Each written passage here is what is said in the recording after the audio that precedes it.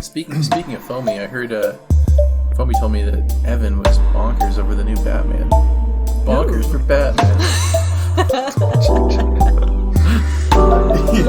This is like a Saturday morning cartoons.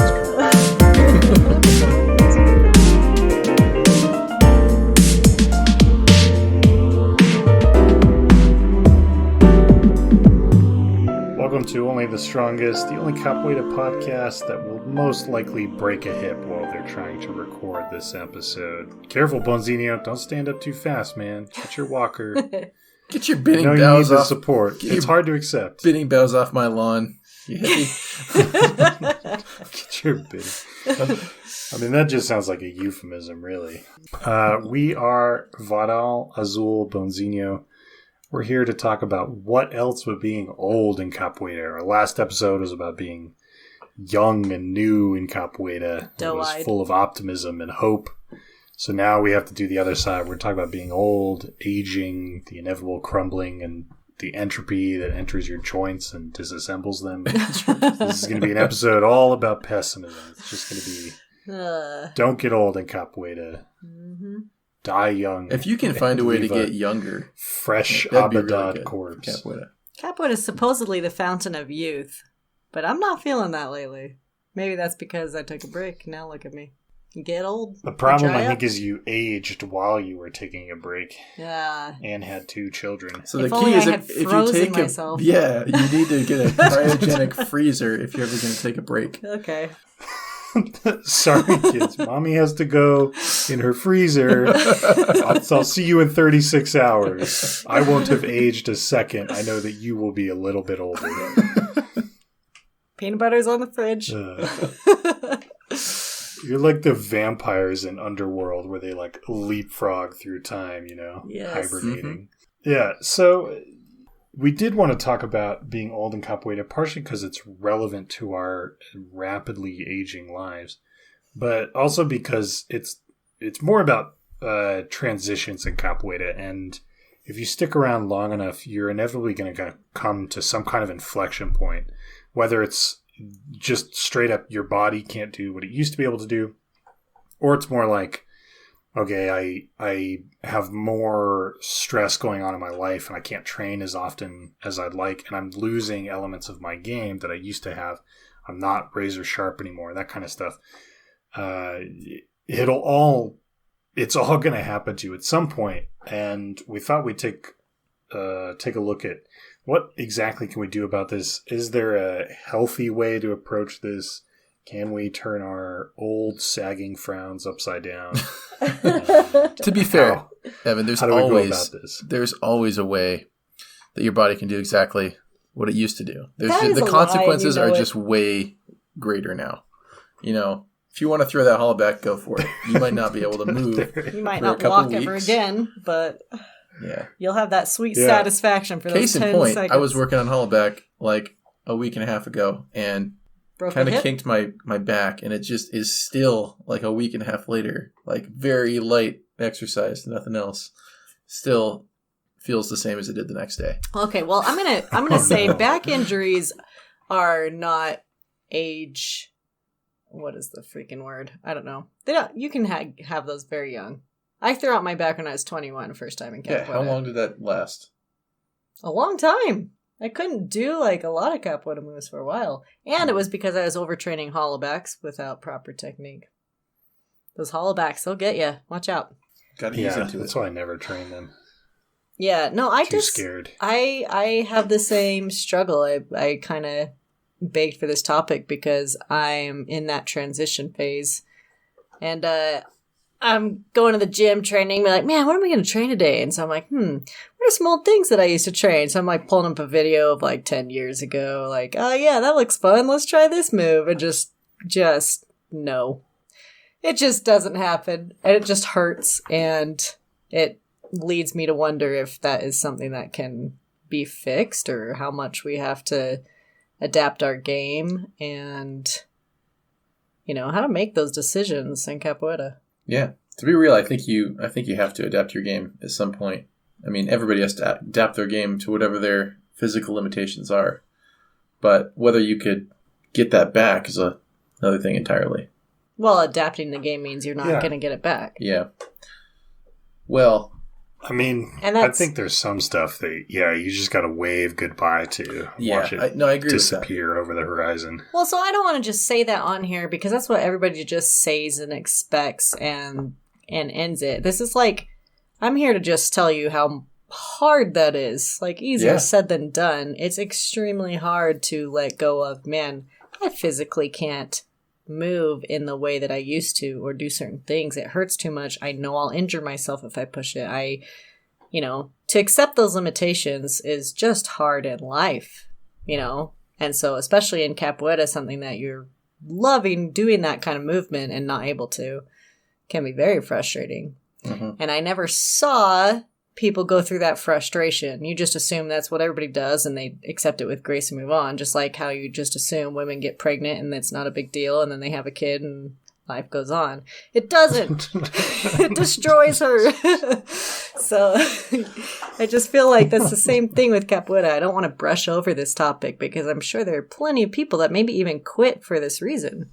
They felt they were too old. They couldn't keep up in class. They trained for maybe 2 or 3 years, but they had started when they were 35, 40, 45 and just felt like they had no place in it because they couldn't physically maintain or keep up, or they get injured so much easier and that wasn't prevented. It's just a rough spot to be in. Not to make this super personal, but do you think you'd be having an easier time with this if you had just been worse at the movements all along? If you had just confined yourself to maybe like 8 moves in the roda and never tried to do anything cool? If you'd never tried to get would this be an easier transition? I mean, yes, because I know what it's like to fly so close to the sun. And now my wings have been burned. Yeah, you were in like an F-35. I'm on a free fall, guys. You were in an F-35 fighter going like pulling 6 Gs on a turn, and here you are in this little glider. I'm in a Pinto. I'm not even in the skies. Yeah, I'm in a beater car. One of those grocery store shopping cart thingies. Yeah. Oh, good. Just like tootling around it. No, I'm completely with you because when I first started training again recently, I had this initial burst of very like back-to-back euphoria and then extreme depression of like, I'm training again. Wow, this is really hard and my body sucks. And then a gradual increase or like a getting back of some things, and then went to a Bachizado back in February and played in the roda and felt like, oh, okay, this isn't so bad. And then after I sort of thought back on what I had actually done in the game, I was like, man, I didn't do anything. I just did like Ginga Au because I couldn't think of anything else. My body wouldn't do anything else. It just wouldn't perform. Yeah. And then I had this moment of like, shit, how much have I lost by taking a good few years off? Yeah. And I have no one to blame but myself, but I would really, really like to blame somebody for this because I don't like this feeling, Yeah, that's exactly it. Thank you for validating that. That was exactly how I felt too. Like, you jump in a roda thinking, oh, I still can kind of move, and then you watch a video of when you actually played Capoeira and you're like, oh. Yeah. And it's like, do I have the time and strength and ability to even get back to status quo or get any better than what I felt was my peak, and what is my journey now? Where is it? And it sounds super narcissistic or self-important or whatever, but everybody goes through that. Like, well, what is my purpose now here? How can I still feel like I enjoy this and I'm growing and not just a lump. Yeah, that makes sense. On the wallflower. I think also if you spend a lot of time in Capoeira and then you invest just so much energy wanting to do cool moves and play well into the roda that it becomes a significant chunk of your identity. It's like, I'm somebody who could do cool movements in the roda. And in the grand scheme of the universe, that may not matter, but it's all I have. Is that on your guys' resumes too? I don't know if I believe in God, but I believe in my ability to do helicoptero. That's all I got. And then when helicoptero is taken away from you, along with many other movements, then yeah, you do have this moment of then you go back to God. Who am I? And you ask for it back. Well, I left him a voicemail and he hasn't gotten back to me. So I'm just waiting. Yeah. That the message still says unread on the phone. Right. So I don't feel like I have good chances with him, you know. It was a thing. Like, we bumped into each other. We had one of those nights where you're like, it's a whole fling, and then you say you're going to get back to each other, and then of course you don't. Mm-hmm. And it's cool. It's not, you know, it's a mutual thing. It's mutual. I don't know how long I can keep this joke going. I'm sorry. That's a fresh take on God. I like it.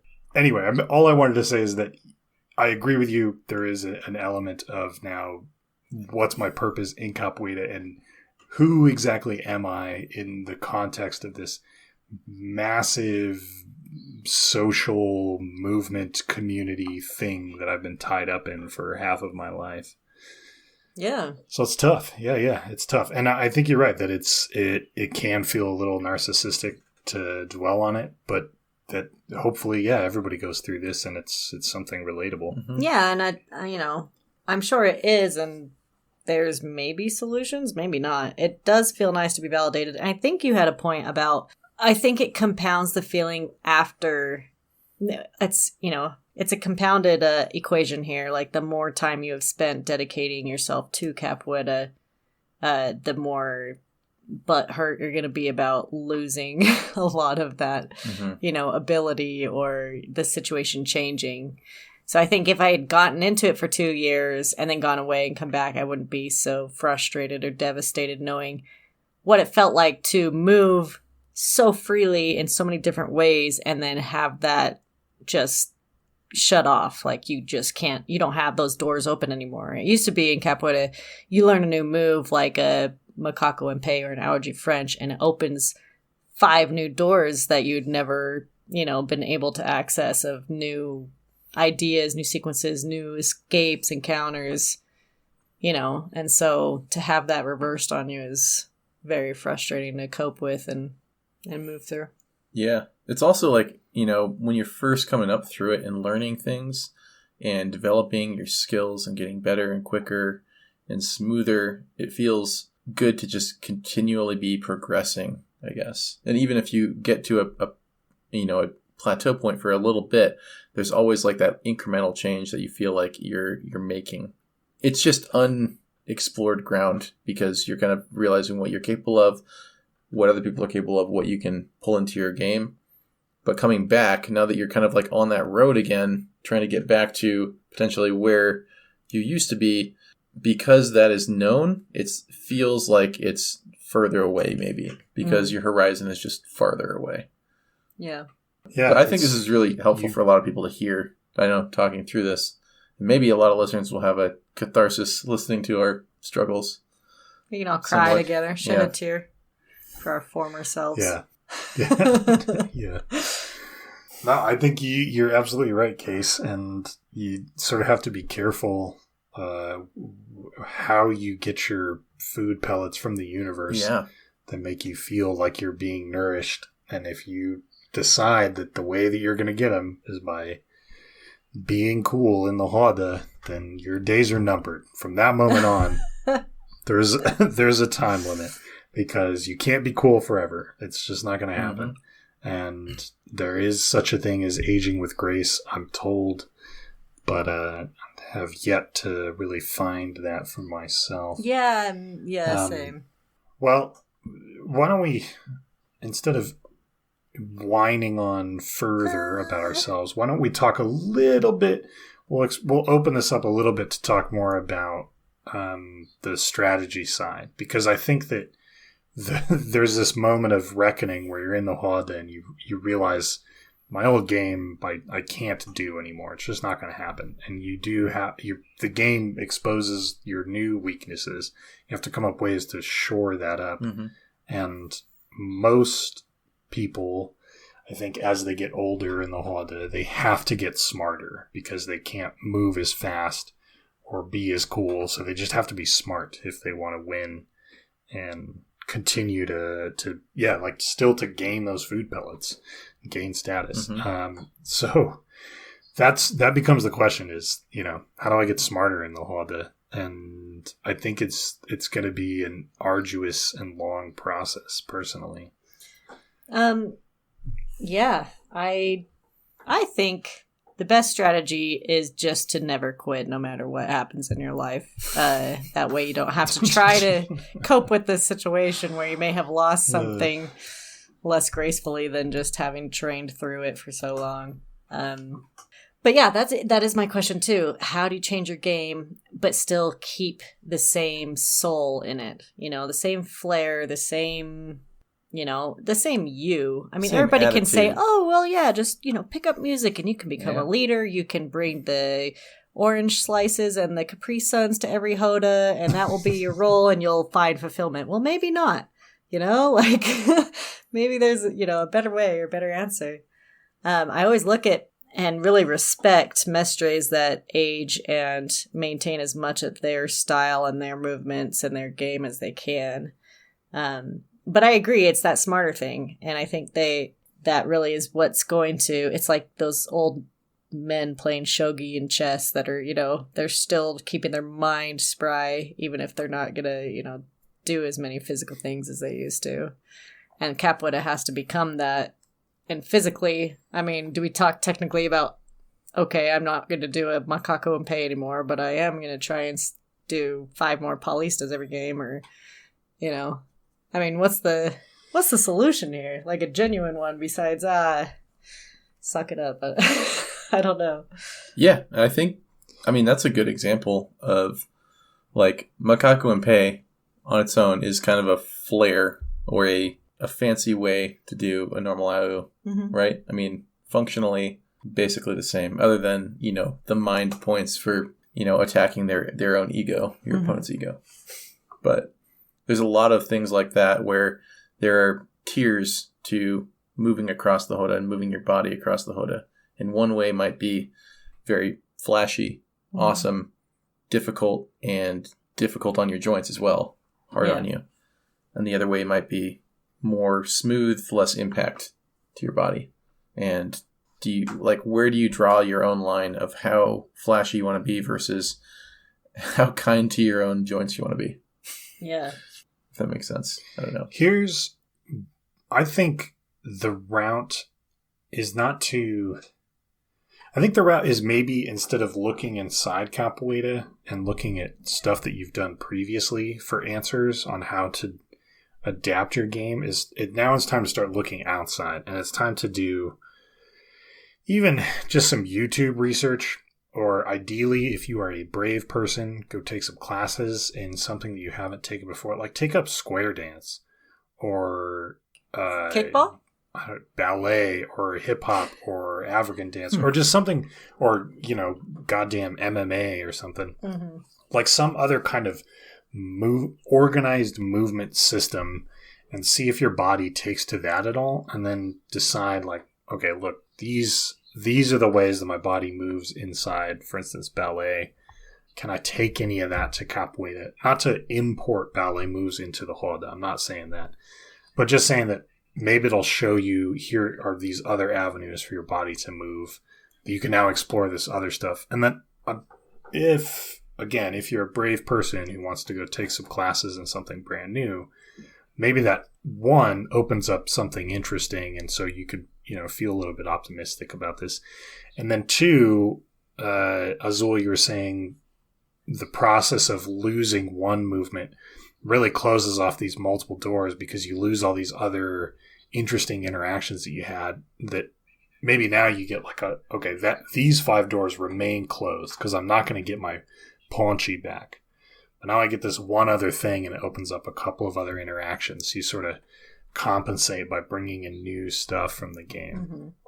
That's my hypothesis.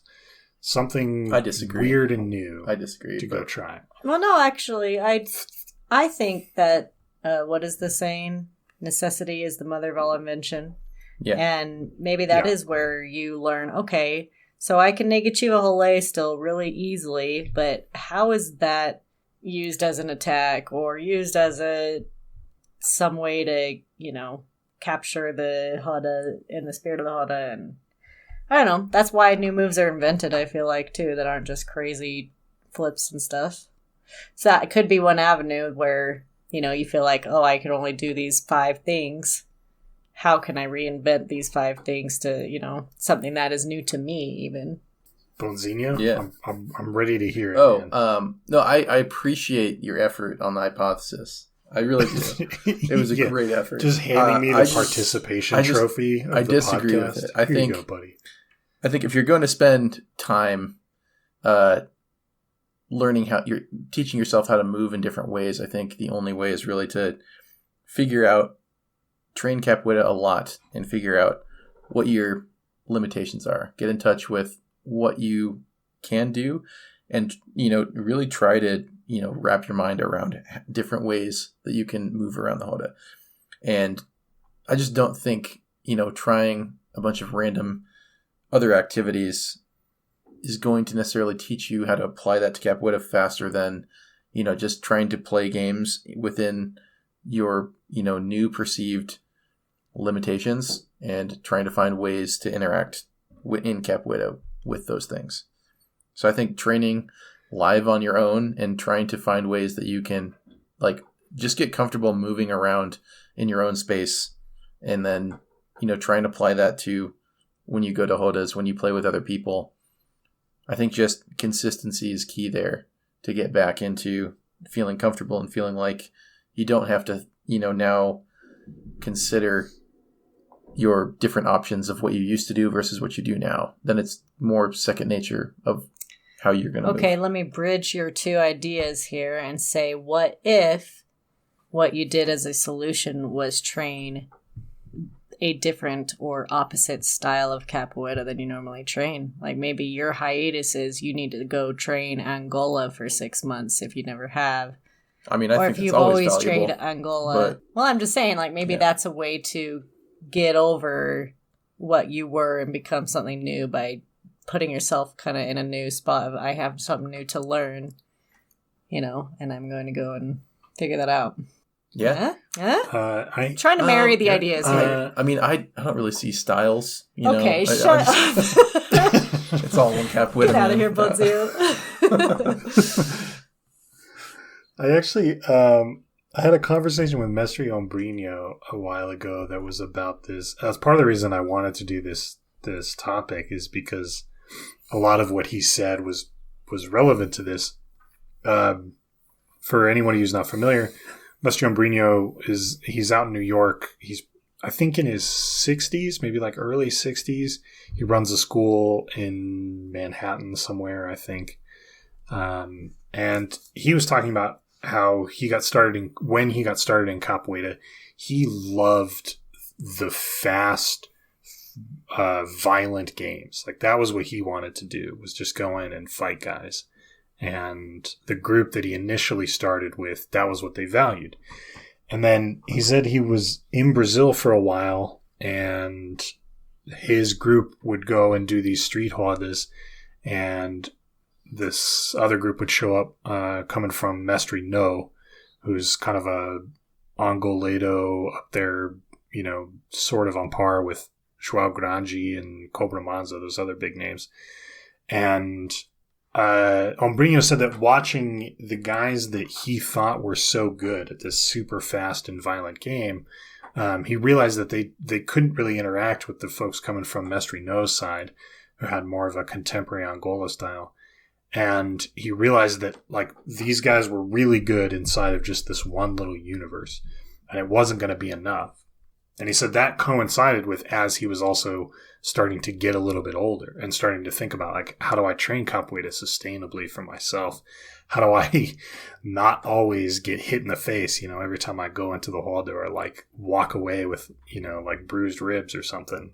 That's something that I feel like your 40th birthday hits and you're like, you know what? I don't want to break a collarbone anymore. I'm tired of breaking a collarbone every month. Yeah. God damn it. I got to figure something out. And so he said that was when he started training with Mestre No and turned his attention to a different style of capoeira. and something that for him was challenging, but was a little bit more intellectual. How do you approach this more like a game of chess of I'm not actually going to attack you, but I'm going to try to pin you down in some way. It was really interesting to hear because, I've only seen Mestre Ombrino as he is now, of course, and that's exactly his game, is like, I'm going to checkmate you. And I've had the sensation playing him of being checkmated, of like, I can't go where I want to go. I can't do what I want to do. I'm just getting shut down everywhere.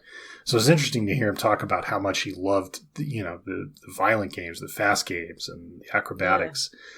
Yeah. And so I think that there is like, it seemed like for him, he had to find this new context where a different thing inside capoeira was more important for him, rather than having these cool and interesting ways to move, like nifty moves like esse dobrado, macaco and pé, that kind of stuff.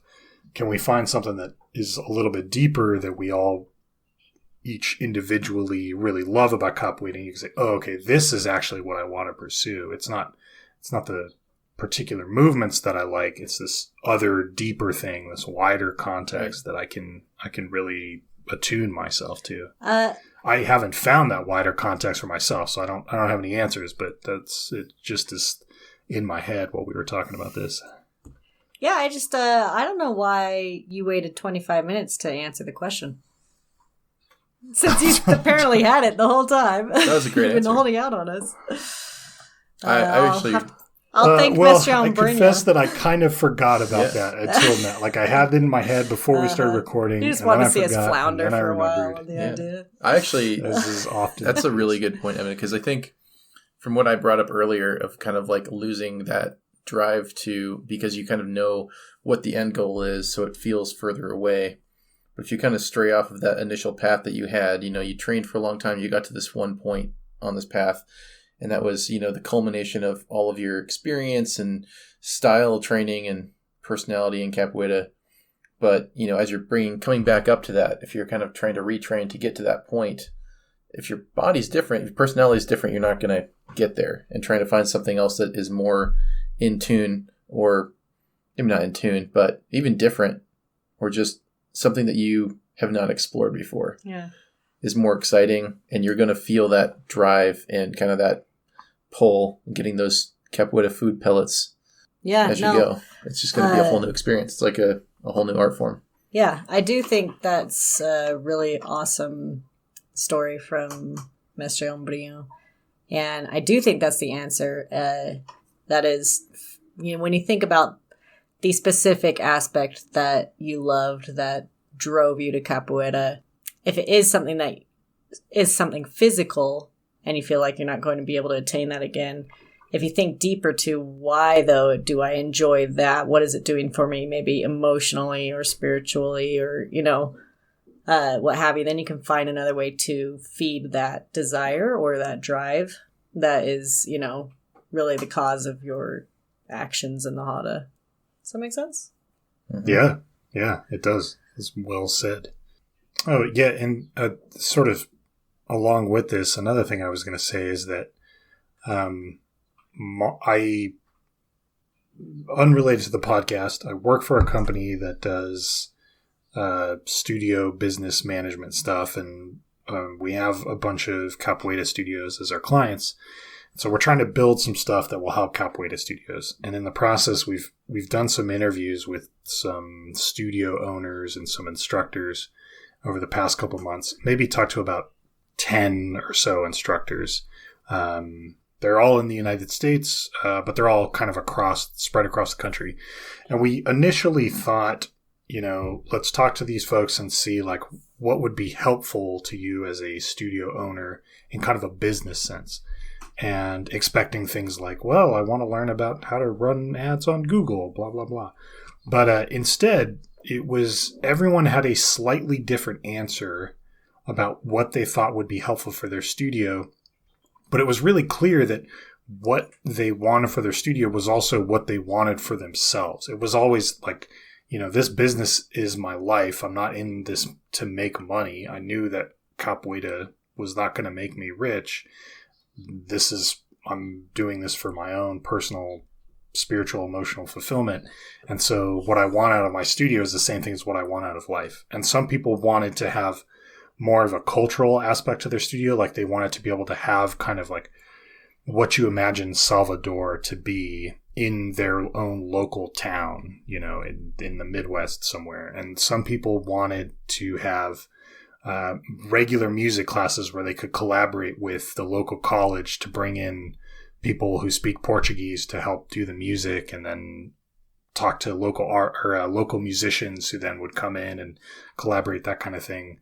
Some people wanted to do the same thing, but with gyms. Like, I want to get something going with a local MMA gym here or a boxing gym where we can collaborate on classes and work something out. And it just felt like that in that moment, you know, all of these people that we were talking to are all in their silver years of capoeira, right? Like they're past the halfway point at this point. And so they're all, I think, asking themselves that question, for them oriented around owning a studio. But it was interesting to hear so many different answers, that everybody has like something slightly different that they get in touch with about capoeira.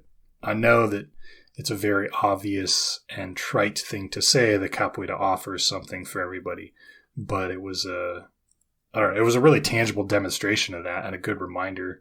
And it seems like something that is pertinent to the conversation here. You can say, okay, everyone has something there. You just need to sort of reach out and touch it. Yeah, exactly. That's a really good story. I'm curious what some of the other things were, but yeah, the other some people actually wanted help stepping away from capoeira. You know, they wanted some more time to pursue other things, but felt that they owed it to their current students to keep on going. And I have had that feeling as well. I understand that. What was interesting was one mestre who we talked to, who I guess I won't name because this wasn't like a public conversation, but what he said, and he was one of the few people said this, was like, I just want to teach capoeira. I don't want to do the admin stuff. I don't want to have to worry about like negotiating on a lease. I don't want to try to bring in more students. I just want to spend my time just like in the classroom teaching capoeira all the time. I think most capoeira teachers after a few years are like, dude, I'm spending 30 hours a week just teaching capoeira. I got to back off. And this guy was like, I'm spending 30 hours a week teaching capoeira. I could add another 30 on top of that. Like, I could do 80 hours a week. Like, get me the fuck in there. And it was just great. Like, this dude, he was just straight up front. He was like, whatever you guys could do to get me in the classroom all the time. And this guy's been training capoeira for almost 30 years, you know, and it was clear like this guy found his North Star and was steering by it. And that's what we all should aspire to. Oh, neat. Very cool. Anyhow, sorry for a bit of a ramble there on my end. No, I really am liking appreciating all these perspectives that you seem to just gleam magically every time you talk to somebody. Yeah, how many have you given out? 3? But yeah, I'm just projecting my own thoughts on it. I didn't talk to anybody. No, that's it's all really good advice. And just in this conversation, I feel like I have had a little bit of a revelation of how I can move past these stumbling blocks in capoeira, as they, I'm sure, continue to get in everybody's paths that could train consistently. Most people call them plateaus or however you want to address it. But I feel like I already have new understanding of maybe how I can get beyond it. Yeah, I definitely learned a bit this podcast. Evan's been holding out on us, apparently. I know. Just waiting. So, I'm going to ask him this question. If I'm ever having an issue in the future, I'm just going to make sure we do a podcast about it, and that'll be the solution. This all came about very recently. Azul, you were like, maybe we should talk about this. I was like, oh, that's cool. I actually have something to say for once. Mm-hmm. Here we go. Yeah, no, that's good advice, and hopefully it validates anyone else out there that feels stuck in the same situation as you get a little more into the silver category. Yeah. That's about all says. The silver Those silver cords out there. I'll use silver cords. You are. I'll use silver cords. Yeah, I went to my capoeira pants the other day. I was training, and I looked down, and my cords had some flecks of silver in there. Just started to. I mean, it wasn't anything apparent, but if you look closely, you can see it in there. This? Will you get that? Just some grays. That's it. That's funny. Mine's just sort of wasting away slowly. It's weird. It's like, the cord itself is kind of thinning out. Silver would be sweet, but it's going away. All right. Well, if you out there would like to get in touch with us, I only want to hear from those silver cords. If you're young and bright-eyed, not today. Next episode, you can get in touch with us. You can find us at onlythestrongestpodcast@gmail.com. We're also on Instagram, and we are on YouTube. Possibly some good YouTube stuff coming your guys' way the next couple months here. Little teaser. All right. Thank you very much for listening. Join us next time. Ciao.